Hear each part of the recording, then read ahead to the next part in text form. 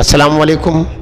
मैं मोहम्मद असलम खान फ़ारूकी, चेयरमैन मुहिब कौमी समाजी कौंसल पाकिस्तान, दोस्तों आपसे मुखातिब हूँ। और वज़ीर-ए-आज़म शहबाज शरीफ ने जो मुल्की इदारों को बेचने का ऐलान किया है, इस हवाले से मुख्तसरन गुफ्तगू करूँगा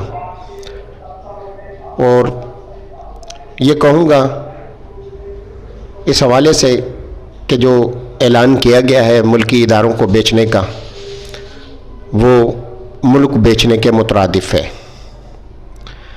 दोस्तों, हमारे बुज़ुर्गों ने वतन अज़ीज़ के क़याम के लिए अज़ीम कुर्बानियाँ इसलिए नहीं दी थीं कि इसके इदारे बेचे जाएं और आलमी ताकतों के इशारों पे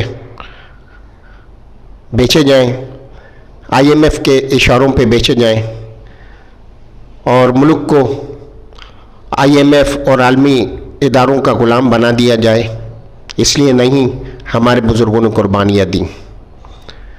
मगर अफसोस, मुल्क में खुदगर्ज़ और मफाद परस्त सियासतदानों ने मुल्क को कौम का बेड़ा गर्क कर दिया और मुल्क को इस नहज पे पहुंचा दिया कि मुल्क आज आलमी ताकतों और IMF जैसे मालियाती इदारों का, वर्ल्ड बैंक का ग़ुलाम बन के रह गया है। कौम का बच्चा बच्चा बैरूनी कर्ज़ों की ज़ंजीरों में जकड़ चुका है। पूरा मुल्क बुरी तरह से कर्ज़ों में, बैरूनी कर्ज़ों में डूबा हुआ है। मुल्क के हालात इस नहज पर हैं कि जिसकी मिसाल यूँ दी जा सकती है कि डूबती हुई कश्ती से सामान उतारा जा रहा है।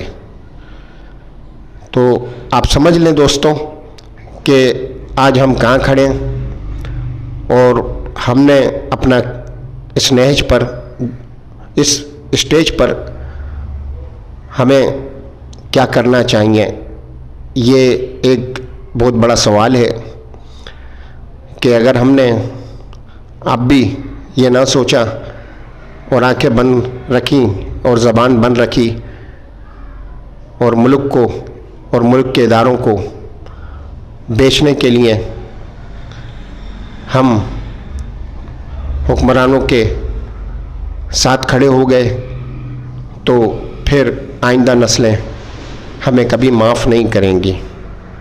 मैं इस मौके पर chief justice of Pakistan justice Qazi Faez Isa साहब से पुरज़ोर अपील करता हूँ कि वो वज़ीर-ए-आज़म शहबाज शरीफ के जो मुल्की इदारों को बेचने का ऐलान किया गया है, वो ऐलान के ख़िलाफ़ अज़ खुद नोटिस कार्रवाई करें और हुकूमत को मुल्की इदारों को बेचने से रोकें, वरना मुल्क को इंतहाई नाकाबिल तलाफ़ी नुकसान पहुँचेगा। वस्सलामु अलैकुम।